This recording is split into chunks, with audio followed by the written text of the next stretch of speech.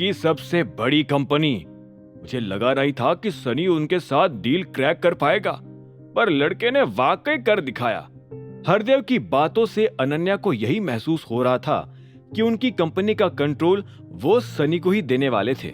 ऐसी सिचुएशन में उसके हाथ में कुछ नहीं आने वाला था, और यही सोच सोचकर अनन्या अब ठीक से नाश्ता भी नहीं कर पा रही थी। प्रोटॉन तो एक एडवर्टीजमेंट कंपनी है ना पापा जी, और अनन्या ने भी तो कॉलेज में अपना स्पेशलाइजेशन एडवर्टीजमेंट ही लिया था ना। मुझे तो लगता है वो उनसे और भी अच्छे से डील कर सकती थी। शर्मिला ने अनन्या की तरफदारी करते हुए कहा, हाँ, पर इन मैडम के पास टाइम भी तो होना चाहिए ना बिजनेस के बारे में सोचने का। जब ये दोस्तों के साथ गाड़ियों में घूम रही थी, क्लब में जा रही थी, शॉपिंग करने जा रही थी, तब सनी अकेले ही प्रोटॉन के साथ मीटिंग्स हैंडल कर रहा था। अब जब उसकी मेहनत से ये डील फाइनल हो पा रही है, तो तुम कह रही हो कि तुम्हारी बेटी और बेहतर कर सकती थी। हरदेव ने शर्मिला को ऊंची आवाज में जवाब दिया। उसने वो सब कुछ कह दिया था जो वो अनन्या के लिए अपने अंदर दबाए बैठा था। हरदेव की बातें सुनकर अभिनव को भी लग रहा था कि ये डील सनी की ही मेहनत से हुई थी। हालांकि उसे ये भी पता था कि सनी अपने आप में कोई अच्छा इंसान नहीं था। उसने जरूरी कुछ न कुछ तिगड़म बैठाया होगा, जिससे इस डील की कमान अनन्या के हाथों में कभी आ ही नहीं पाई थी। हरदेव से नजर हटाकर जब उसने अनन्या की ओर देखा, तब उसने नोटिस किया कि उसकी आंखों में से एक आंसू टपक गया था। उसे महसूस हुआ कि फिलहाल उसे भी अनन्या के लिए कुछ बोलना चाहिए था। दादाजी, अभी कॉन्ट्रैक्ट तो साइन हुआ नहीं है, तो आप अनन्या को भी एक मौका देकर देखिए ना। हो सकता है वो प्रोटॉन से निगोशिएट करके एक और भी अच्छी डील क्रैक कर ले। अभिनव की बात सुनते ही टेबल पर बैठे सभी लोग उसे घूरने लगे। तुम ये क्या बकवास कर रहे हो? अनन्या ने उसकी ओर गुस्से से देखकर फुसफुसाया।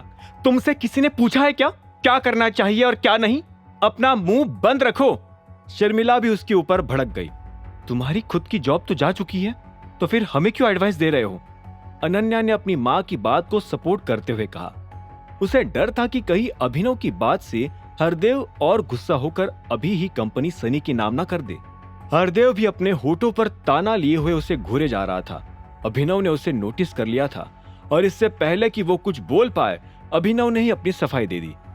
मैं तो सिर्फ सजेस्ट कर रहा था, और वैसे भी मेरी कोई नौकरी नहीं गई है। मुझे आज भी काम पर जाना है। क्या?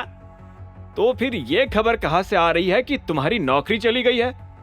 कोने में बैठे राजीव ने हैरान होकर पूछा। नौकरी नहीं गई, बल्कि दूसरी कंपनी में ट्रांसफर हो गया है। पोजीशन भी इस बार मैनेजर की मिली है। अभिनव ने बात खत्म करते हुए शर्मिला और अनन्या की ओर देखा, जो अभी उसे नौकरी खोने पर सुना रहे थे। सच बोल रहे हो तुम? हरदेव ने अभिनव की आंखों में देखकर भारी आवाज में पूछा। सच कह रहा हूं दादाजी, नई जॉब भी अकरम के रेफरल से ही मिली है। अभिनव ने सिर हिलाकर कॉन्फिडेंटली कहा। इतनी जल्दी प्रमोशन हो गया? बहुत खूब। हरदेव ने पानी पीते हुए कहा। उनकी बात सुनकर अभिनव के चेहरे पर भी गर्व से हल्की सी मुस्कान आ गई थी। नैपकिन से अपना मुंह पोंछकर फिर से हरदेव ने आगे बोलना शुरू किया। मुझे अभिनव की बात में दम लग रहा है।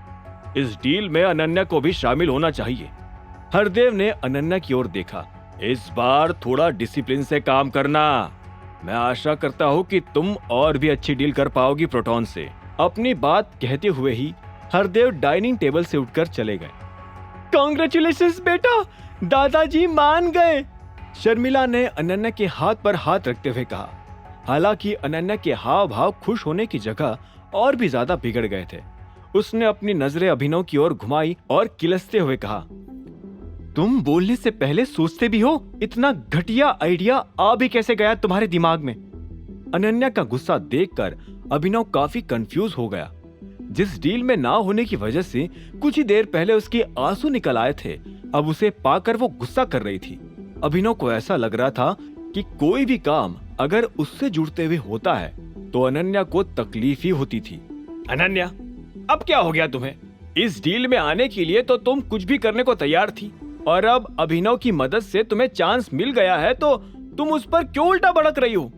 राजीव ने डांटते हुए अनन्या से पूछा। टेबल पर बैठे बाकी लोग भी अब ये जानना चाहते थे कि उसे अचानक क्या हो गया था। आगे की कहानी जानने के लिए देखें अगला एपिसोड सिर्फ पॉकेट एफएम के यूट्यूब चैनल पर, और द रिटर्न ऑफ टाइगर के सारे एपिसोड्स को सुनने के लिए डिस्क्रिप्शन में दी लिंक से डाउनलोड करें पॉकेट FM ऐप।